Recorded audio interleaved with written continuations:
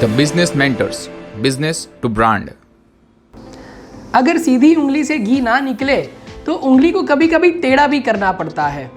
नमस्ते दोस्तों, मेरा नाम है गौरव त्रिवेदी और मैं एक बिजनेस कंसल्टेंट हूँ, एक ट्रेनर हूँ, एक लाइफ कोच हूँ।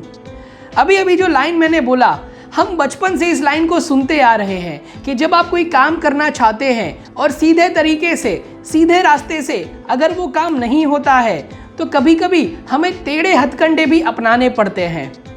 इस बात को आज मैं एक बहुत ही बढ़िया इंसिडेंट से आपको बताना चाहता हूँ।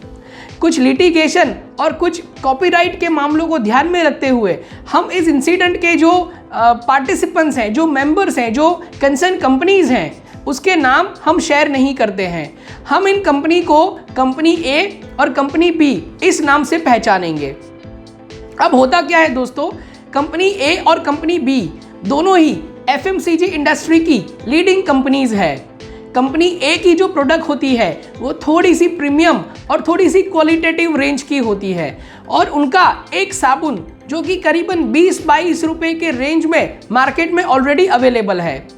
अब कंपनी बी जो है वो भी लीडिंग मार्केटिंग कंपनी है। अब वो एक ऐसा ही साबुन उसी रेंज का मार्केट में लाने की फिराक में है और उस साबुन की जो टेंटेटिव कीमत उन्होंने तय करी है वो करीबन 12 से 15 रुपए है।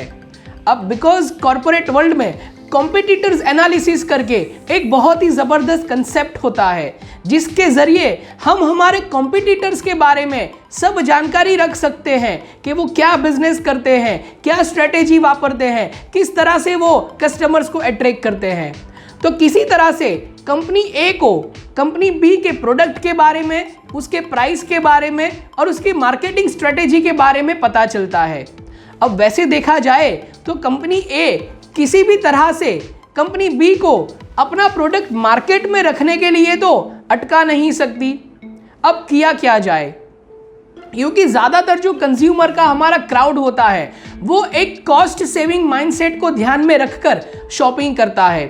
अब समझो एक ही रेंज के, एक ही श्रेणी के दो साबुन अगर मार्केट में है, जहाँ पे एक 20-22 रुपए में मिल रहा है और करीबन दूसरा साबुन वही 15 रुपए में मिल रहा है, तो जाहिर सी बात है कि कंपनी बी की 15 रुपए वाली प्रोडक्ट को लोग ज़्यादा पसंद करेंगे।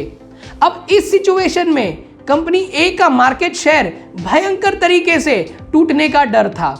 अब किया क्या जाए, तब कंपनी ए ने एक स्ट्रेटेजी को प्ले किया। उन्होंने क्या किया, कंपनी बी का जो साबुन जिस दिन मार्केट में लॉन्च होने वाला था उसके 3-4 दिन पहले उन्होंने एक स्कीम लॉन्च किया और स्कीम था 1+1 फ्री। अब मेरे दोस्तों इस गणित को ध्यान से समझिएगा।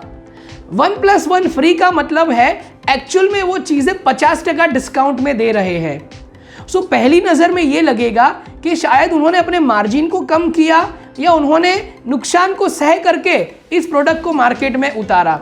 लेकिन हर कंपनी का पूरे साल का कुछ मार्केटिंग का बजट होता है, कुछ एडवर्टाइजमेंट का बजट होता है। सो इस कंपनी के मैनेजमेंट ने सोचा कि क्यों ना हम इस बजट का कुछ हिस्सा जो है वो इस प्रोडक्ट को मार्केट में प्रिवेलेंट बनाने में, अवेलेबल बनाने में यूज़ करें।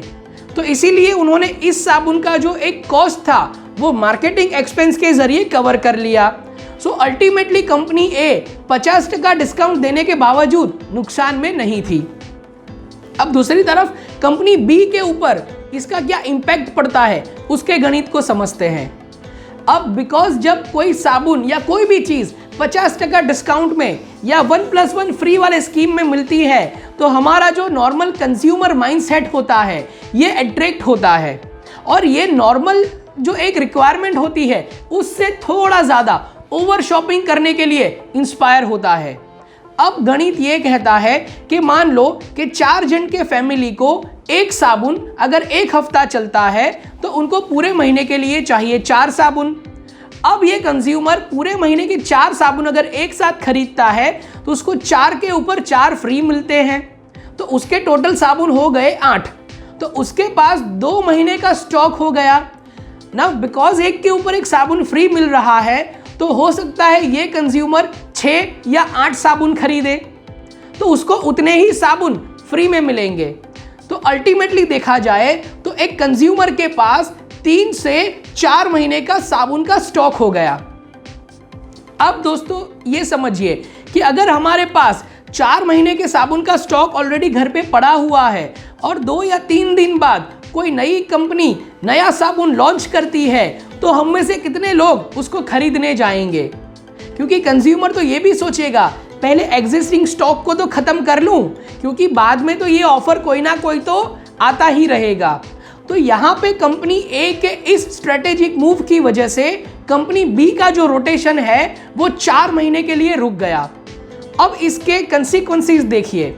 जब कंपनी बी ने नेशन वाइड इस प्रोडक्ट को लॉन्च करने का सोचा होगा तो उसने भारी मात्रा में इसका प्रोडक्शन किया होगा, तो बहुत सारा पैसा रॉ मटेरियल में खर्च हुआ होगा, बहुत सारा पैसा सैलरीज देने में, ओवरटाइम वर्क कराने में, लॉजिस्टिक में उसमें खर्च हुआ होगा, और बहुत सारा पैसा बड़े बड़े जो स्टोर्स होते हैं, डिपार्टमेंटल स्टोर्स होते हैं, उसको क्रेडिट पर माल देने में पैसा लगता है। तो उनका सारा पैसा जो है वो साइकिल में स्टक हो गया।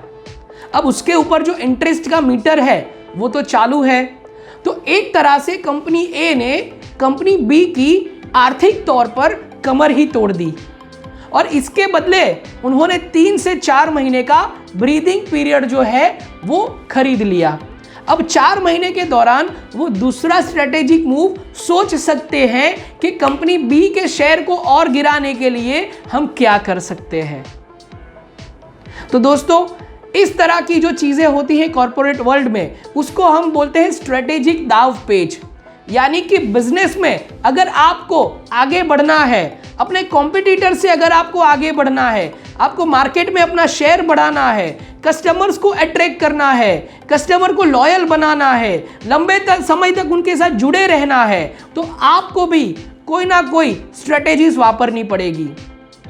मेरे करियर में इतने सालों में मैंने हजारों लोगों के साथ काम किया, सैकड़ों कंपनियों के साथ काम किया, और मेरे अनुभव के जरिए मैं ये कह सकता हूं मेरे फ्रेंड्स कि एक स्ट्रेटेजिक मूव को अगर आपको सही तरह से इंप्लीमेंट करना है तो आपको एक राइट स्ट्रेटेजिक कोच चाहिए, क्योंकि 16 से भी ज्यादा प्रकार की स्ट्रेटेजीज होती है। कौन सी स्ट्रेटेजी आपके लिए काम करेगी ये तो आपका कोच ही बता सकता है।